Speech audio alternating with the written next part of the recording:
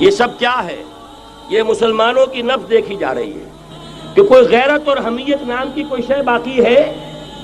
جیسے علامہ اقبال نے وہ نظم لکھی تھی عبدالقادر روہیلا بڑا ظالم جفاجو کینہ پرور تھا، لیکن یہ کہ اس نے جو ایک ٹیسٹ لیا تھا کہ وہ جو عورتیں ہیں تیموری خاندان کی ان میں کوئی رمق رہ گئی ہے، معلوم ہوا کہ نہیں، کہ غیرت نام تھا جس کا گئی تیمور کے گھر سے، ختم، غیرت نکل گئی۔ اسی طرح ایودھیا کی مسجد، اب چرار شریف، اور یہ کوئی دن کی بات ہے کہ اب مسجد اقصیٰ کا نمبر آیا کہ آیا، اس کے لیے پوری تیاریاں ہو چکی ہیں۔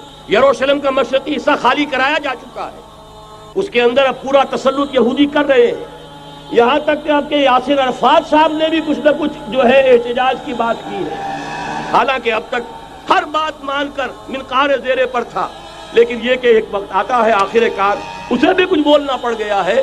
لیکن یہودی اب پیچھے قدم ہٹانے والا نہیں ہے، ان کا تھرڈ ٹیمپل، تیسری مرتبہ ہیکل سلیمانی تعمیر ہونا ہے، نوٹ کر لیجئے۔ ان کے لیے وہ وہی کچھ ہے جو ہمارے لیے کعبہ ہے، ان کے لیے ہیکل سلیمانی بالکل وہی حیثیت رکھتا ہے جو ہمارے لیے کعبہ۔ وہ ہیکل سلیمانی ایک مرتبہ پہلے نبوکدنضر کے ہاتھوں مسمار ہوا، پھر سن 70 عیسوی میں ٹائٹس کے ہاتھوں مسمار ہوا، سن 70 کے بعد آج 1995 میں کتنے برس ہو گئے؟ پورے 1925 برس ہو گئے کہ ان کا کعبہ زمین بوس پڑا ہوا ہے۔ اب تک تو ان کا بس نہیں تھا، اب تو بس ہے کہ نہیں؟ اب ان کی حکومت ہے کہ نہیں؟ اب شاہ حسن ہو یا شاہ حسین ان کے نوکر اور چاکر ہیں یا نہیں؟ اب انہیں ڈر کس کا ہے؟ لہذا کوئی دن کی بات ہے مسجد اقصیٰ شہید ہوگی اور ٹیمپل کی تعمیر شروع ہوگی۔ یہ تو بہرحال ایک نقشہ ہے۔ اگلا نقشہ آپ کو بتانا چاہتا ہوں، ایک دوسری تصویر ہے۔ یہ تصویر ہے زمینی، ایک تصویر ہے آسمانی۔ وَمَكَرُوا وَمَكَرَ اللَّهُ وَاللَّهُ خَيْرُ الْمَاكِرِينَ۔ انہوں نے اپنی سی تدبیریں کی، اللہ نے اپنی تدبیر کی، اور ظاہر بات ہے اللہ کی تدبیر سے بہتر تدبیر کس کی ہوگی؟ چنانچہ یہودیوں کی سازشیں اس وقت بھی ناکام ہوئی تھی یا نہیں؟ ظاہر بات ہے جاء الحق وزهق الباطل ان الباطل كان زهوقا۔ لہذا یہ آیتیں دونوں اعلان کر رہی ہیں کہ یہودیوں کی سازشیں بالآخر ناکام ہوں گی اور دین حق کا بول بالا ہو کر رہے گا۔ یہ تو ان آیتوں سے ظاہر ہے۔ یریدون لیطفئوا نور اللہ بافواہہم واللہ متم نورہ ولو کرہ الکافرون۔ یریدون ان یطفئوا نور اللہ بافواہہم ویابى اللہ الا یتم نورہ ولو کرہ الکافرون۔ هو الذی ارسل رسولہ بالہدی ودین الحق لیظہرہ علی الدین کلہ ولو کرہ المشرکون۔ اللہ نے تو بھیجا ہی ہے اپنے رسول کو اس فیصلے کے ساتھ اور یہ ذمہ داری اور مشن دے کر کہ جو دین حق آپ کو دے کر بھیجا جا رہا ہے اسے غالب کیجئے، نافذ کیجئے، قائم کیجئے، اس مشن کے ساتھ بھیجا جا رہا ہے۔ اور وہ بہرحال آیا جاء الحق وزهق الباطل ان الباطل كان زهوقا۔ لیکن نوٹ کرنے کی بات یہ ہے، ذرا یہاں تھوڑا سا تحمل کے ساتھ غور کیجئے گا، کہیں میرے خلاف کوئی فتویٰ دینا شروع کر دیں۔ کیا حضور کا مقصد بعثت اس وقت مکمل ہو گیا تھا؟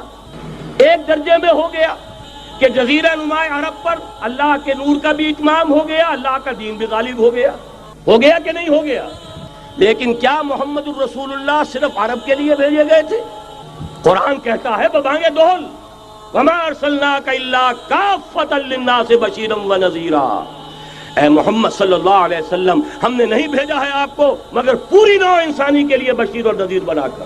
تو جان لیجئے کہ یہ مقصد بعثت محمدی صلی اللہ علیہ وسلم بتمام و کمال اس وقت پورا ہوگا جب کل عالم انسانیت پر، کل روح ارضی پر اللہ کا دین اسی طرح غالب ہو جائے گا جس طرح کہ محمد الرسول اللہ والذین معہ صلی اللہ علیہ وسلم ورضی اللہ تعالی عنہم اجمعین، ان کے ہاتھوں سے، ان کے ایثار سے، ان کی قربانیوں سے، جن کا نقشہ آپ کے سامنے مولانا کھینچ چکے ہیں، ان کے اثار، ان کی قربانیاں، ان کی محنت، ان کی جفا کشی، ان کی سرفروشی، ان کے جان تن من دھن لگا دینے کے نتیجے میں جیسے اس وقت غالب ہوا تھا، کل روح ارضی پر غالب ہوگا، تب کہیں جا کر مقصد بعثت محمدی مکمل ہوگا۔